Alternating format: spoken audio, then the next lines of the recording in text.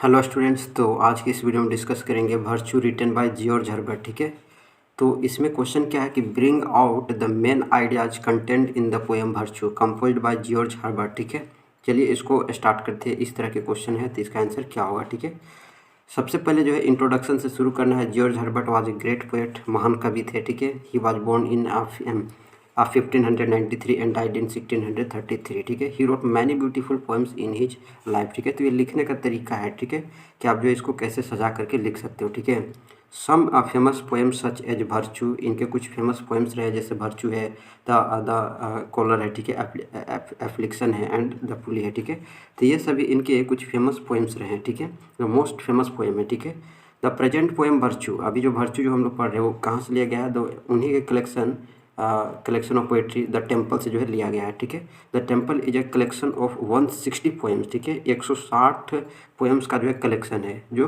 George Herbert द्वारा जो है कंपोज किया गया है। ठीक है, तो इसको भी ध्यान में रखना, इससे भी क्वेश्चन जो है 1 नंबर में पूछ सकता है। बेसिक कॉन्सेप्ट अगर हम देखें इस पोएम का, तो the poem virtue has been compose by George Herbert with a view of distinguish between temporary and permanent things of this world. ठीक है, मतलब इस पोएम में क्या है? इस पोएम में है कि टेम्पोरेरी जो थिंग्स हैं और परमानेंट जो थिंग्स है इस वर्ल्ड का, उसके बीच में जो है डिस्टिंग्विश किया गया है। ठीक है, तो ये चीज़ इसमें है। Herbert's poetry could be published only after his death, तो इनके जो पोएट्री है उनके डेथ के बाद जो है पब्लिश हुआ है। ठीक है, George Herbert is a unique metaphysical poet. ठीक है, ये एक मेटाफिजिकल पोएट है in English because he is through and through religious in feeling and emotions in his poetry.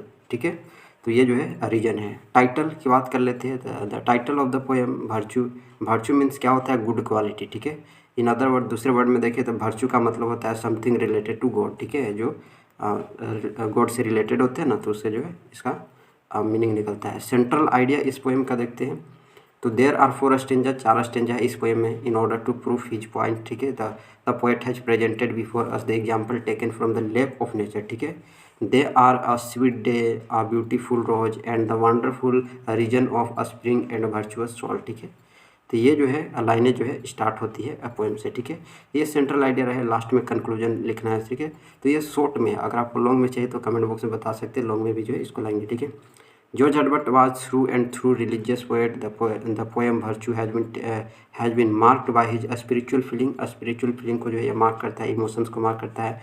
And basically the theme of this poem has its own origin in the thought ingrained in the Bible। ठीक है, simplicity is the hallmark of this poem।